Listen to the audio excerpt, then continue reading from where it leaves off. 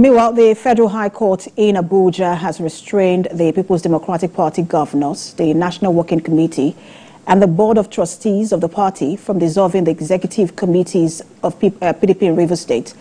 The court also restrained them from constituting any interim committee to replace the officers of the party at the state, local government, and ward levels who are pro-Nyesom Wike in the state.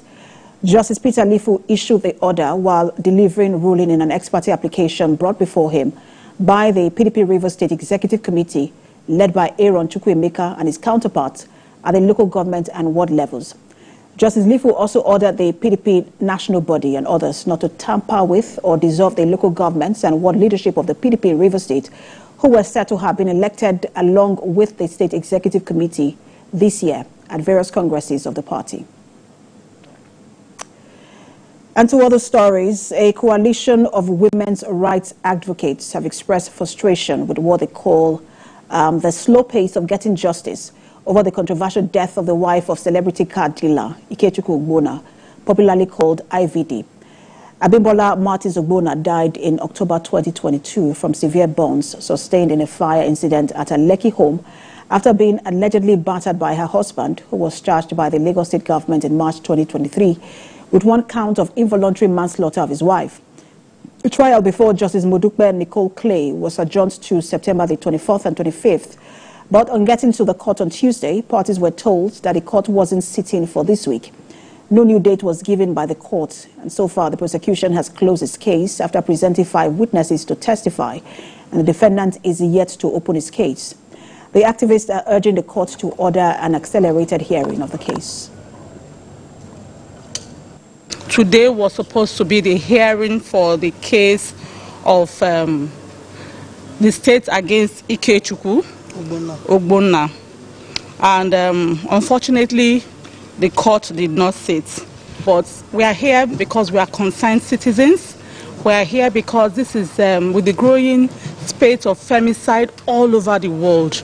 This is one of the very cases that should have a speedy conclusion and prosecution to serve as deterrent to others.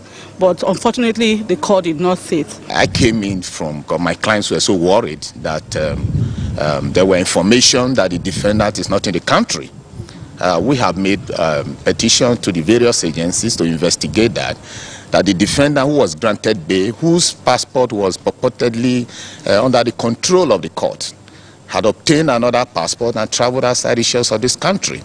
And that the same defendant is boasting that this case is going to be adjourned perpetually and that nothing will happen.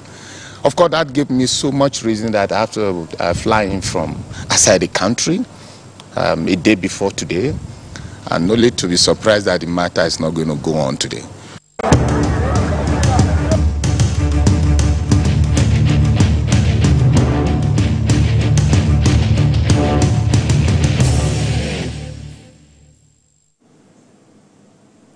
And now to a coverage of the Buhari Flood. Borno State over the past week have continued to receive more support from government, politicians and philanthropists over the flood incident that has destroyed about 50% of the state capital.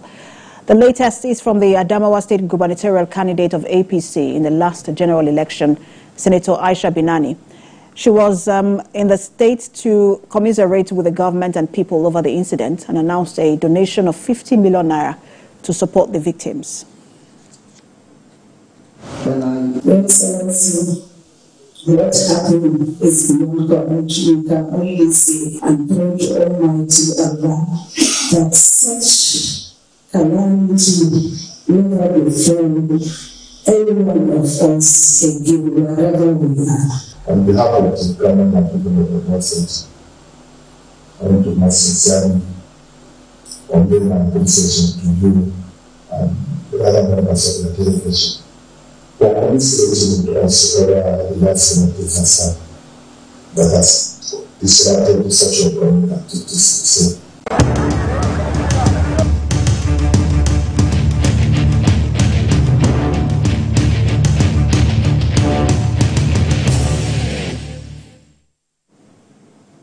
And to other stories, the Minister of Interior, Olubunmi Tunji-Ojo, has called for comprehensive investigation into the allegations of bribery and corruption within the Nigerian Correctional Service.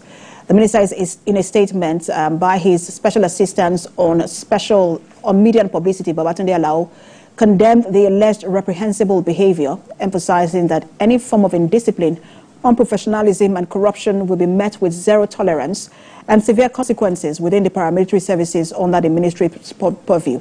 He asked a special investigative team headed by the Permanent Secretary of the Ministry of Interior, Magdalene Ajani, to probe these allegations and submit a comprehensive report. In the education sector, the Academic Staff Union of Universities has issued a 14-day strike warning ultimatum to the federal government, asking it to resolve all outstanding issues. ASU, in a statement by its president, Emmanuel Osodeke, said the body is seeking the conclusion of the renegotiation of the 2009 federal government ASU agreement based on the NIMI-BRICS Committee's draft agreement of 2021. It also demanded the release of withheld salaries due to the 2022 strike, while expressing concern with the government's lack of commitment and delay tactics. ASU is also demanding the release of unpaid salaries for staff on sabbatical, part-time and adjunct appointments affected by the integrated payroll and personnel information system, and the payment of outstanding third-party deductions such as check-off dues and cooperative contributions.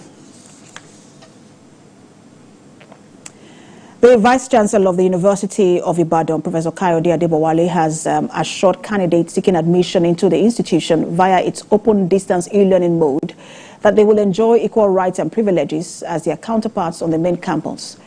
He said distance learning students will receive the same certificates as on-campus students upon completion of their programs, as they are also eligible to NYSC service as their counterparts in regular mode. Speaking in Ibadan while addressing journalists at the center, the Vice-Chancellor said that admission seekers can take advantage of either the traditional physical classroom mode, which requires UTME, or the advantage of the flexible learning opportunities offered by Distance Learning Center, which combines both online and offline instruction but does not require UTME. Our Distance Learning Center, we do not put open distance learning or DLC on their certificate. The same certificate that regular students have is exactly the same that they will have.